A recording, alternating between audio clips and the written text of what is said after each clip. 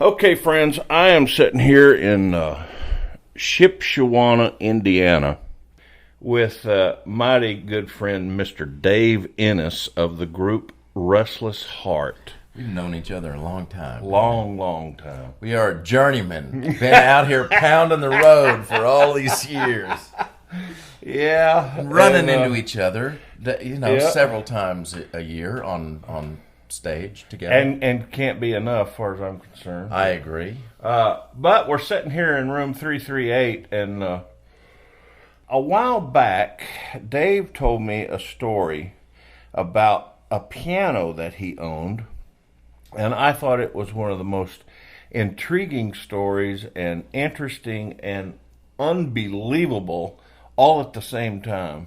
And I told him, I said, man, I brought my recorder. I think some folks need to hear the story of the piano. So that's what we're here to do. Now, this piano ties into Diamond Rio eventually. I'm going to try to recall it for you. I remember the day I told you this story was over breakfast. Do you remember that? Oh, I do, man. Golly, it wore me. I just could not believe what I was hearing. Well, and it was probably fresh in my mind at that time. Maybe, yeah. This is some years later that you're asking me to retell this story. I'll try to start at the beginning. Okay, yeah, right. Okay, back in the heyday of Restless Heart, which in the late 80s, as a piano player who had achieved some level of success with Restless Heart and as a writer and what have you. Right. I decided that I wanted a concert grand piano. Which all piano players, I'm sure, may aspire to. Well, yeah. I aspired all the way to the top with this aspiration because I decided I wanted a 9-foot Yamaha grand piano, which is a really fine instrument. Right. I have to say. Well, anyway, so I had my manager at the time, Larry Fitzgerald and Mark Hartley. They lived out in Los Angeles, and they had an office on Melrose. Down the street from Larry's office was a friend of his that had a piano store out there. Okay. So, well, this story actually involves a lot of name dropping. There has to be a sort of disclaimer, but otherwise, what's the point of telling the Yeah, you gotta drop them. It has to happen to give the color context. There. That's the color. Well, anyway, so there was a used Yamaha CF series concert grand piano in that piano store, and it was a buddy of Larry Fitzgerald's. And it had been traded in by a comedian by the name of Chevy Chase. And he had traded it in because he wanted a Bosendorfer, which is another really fine concert grand piano. And it's I'm not sure what his reason for trading it was, but at any rate, I think it was the 9-foot was too big for the house he was moving into, so he wanted to trade for a 7-foot piano, or whatever the story was. But at any rate, I bought this piano, and it was shipped to my house on a truck that was coming from California to coming back east. So the piano shows up, and I put this piano in my house. I lived out in West Mead at the time. You know where Highway 70 and 100 split? Mm-hmm. There's a bunch of houses back in there. Right.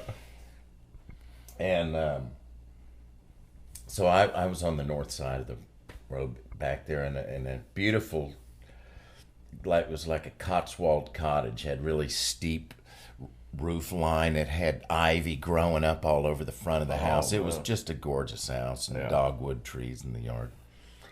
Well, I soon discovered that I didn't really have enough room in my house, in my cottage, for a 9-foot grand piano. Man, there's bedrooms not that big.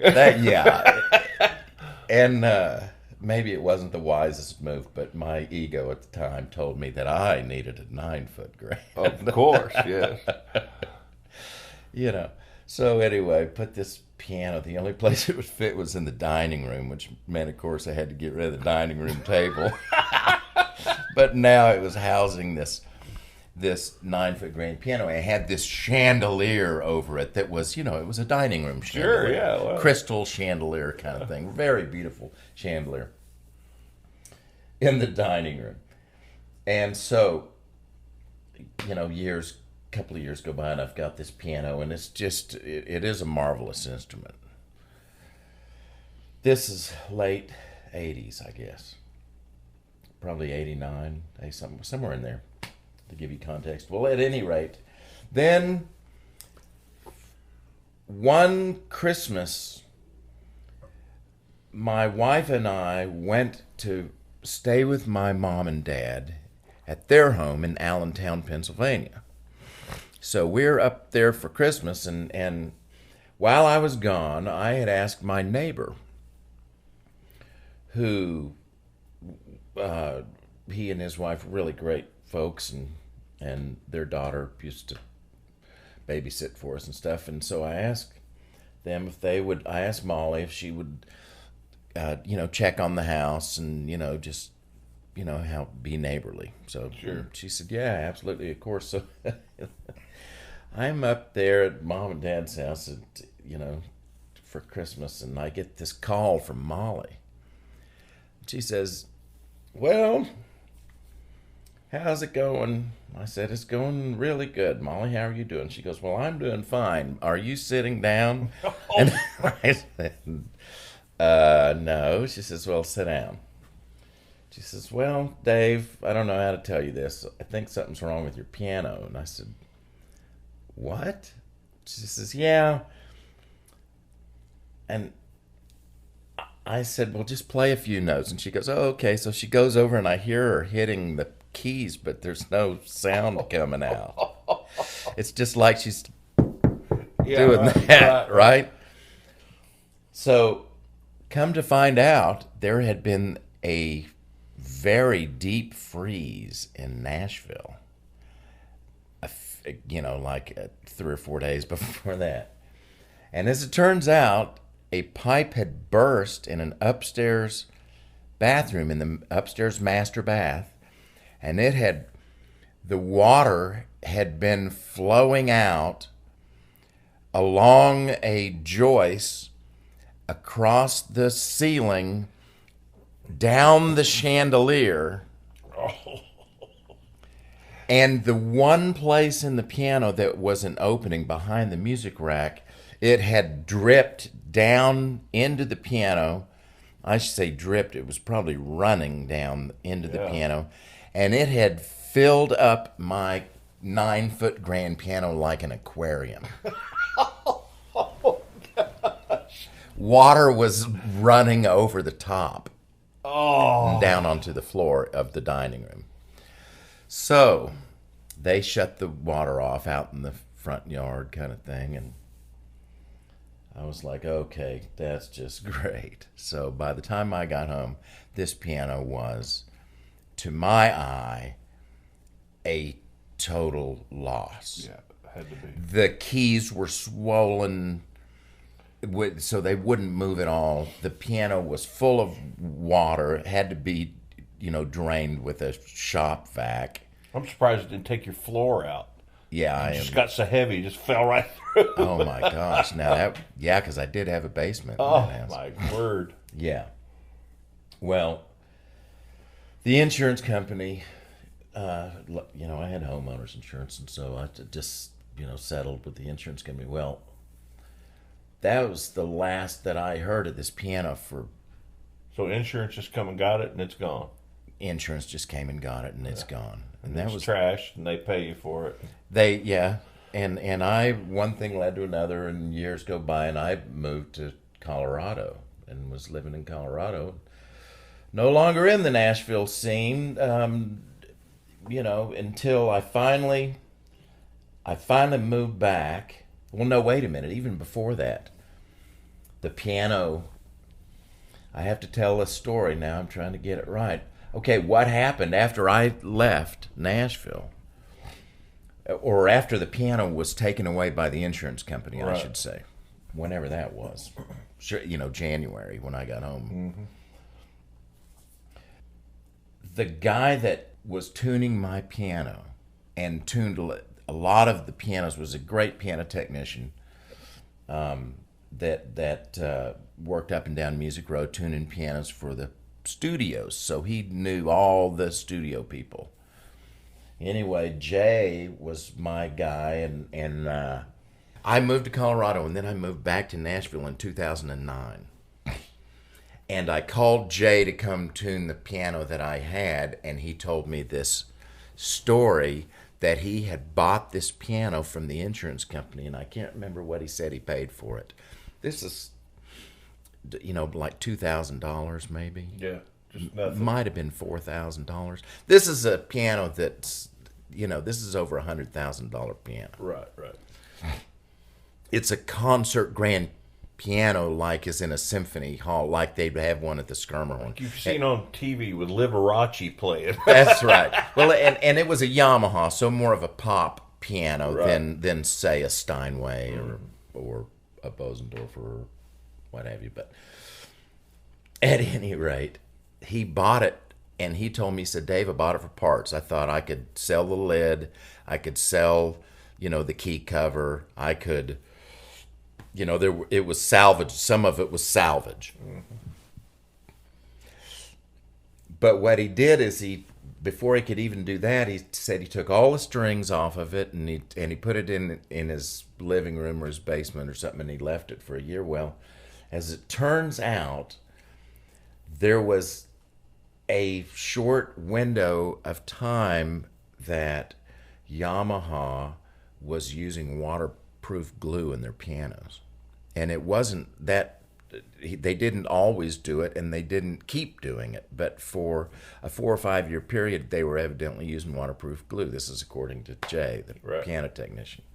Well, he looked it up and found out that this was the year that fell into that time period where they were using waterproof glue. So anyway, long story a little bit shorter, the piano dried out over the course of about a year or a year and a half, and the keys became unswollen, and as the wood finally dried out, and then so he just restrung the piano, and he rebuilt the action, all the leather and the little, put new felts on it and all of the things that you'd have to do. And lo and behold, the piano was back to its original condition. Oh. Now he's got this, as he told me, he said it was the goose that laid the golden egg. Because at that point, he began to lease the piano out to assorted businesses, one of whom, and this is where Diamond Rio comes in, right? One of which was Digital, I believe, was the name of the studio. It was owned by Randy Holland. It was down there in the Phi-Sci building, off of Music Row. And didn't y'all record a... Mike Clute, then. That's right, Clute was down there. Yeah. Sure. And Restless Heart did some work there too at one point, but I don't think the piano was there when we were there. But he leased it to Digital, and then he may have leased it to some other studios. He leased it to T-Pack, and they used it. Van Cliburn played that piano at a concert he did at T-Pack. I think it was, for a while, it was at one of the big churches somewhere that he leased it. But there were times when, people would just lease it just for a performance or two, and he'd go tune it and then, take it back to wherever it was he had it stored. Right. Well, at any rate, years go by. Maybe 2015 or something, 2016. Yeah. Maybe. And I get a call from Ricky Skaggs. And he says, "Hey man, I want to get together for dinner. Sharon and I want to meet you and Adrian for dinner. Can you all come up here and meet me in my studio?" And I said, "Okay, great." So we'd drive up to Hendersonville and go to Ricky's studio. And there in the studio is this beautiful 9-foot Yamaha piano. And he goes, I thought you might remember this piano. And I walk over to it. He hands me a Sharpie. He says, I want you to sign the soundboard of this piano, because he had heard the story from Jay, I guess. Yeah. That it used to be my piano and that it filled with wine. Evidently, this piano had quite a reputation. Well, on this, not the soundboard, but the harp, the metal harp. Right. There's a signature in there. It says, "This is a wonderful piano, Elton John." So Elton played the piano, and he said, and so Ricky hands me a Sharpie and says, "I want you to sign." So I signed. I'm so glad you found a good home. Dave Innis. Oh, my word. So that piano, and I think for a while, Ray Van Hoy leased that piano and had it in his studio before Ricky had it. But now Ricky's got it. And he said the last guy, I think, to sign it after me, Bruce Hornsby, was, because they do that tour together. Yeah, they did that record. And they did a record, yeah. I think Hornsby came in and wrote, "It's about time you got a decent piano." What an incredible turn, man. Yeah. I mean, just, oh my word, that thing came from L.A. Now from Chevy Chase in Los Angeles. Yeah, all the way to Nashville, and played by everybody in the world, sounds like, and ends up in Ricky Skaggs' studio.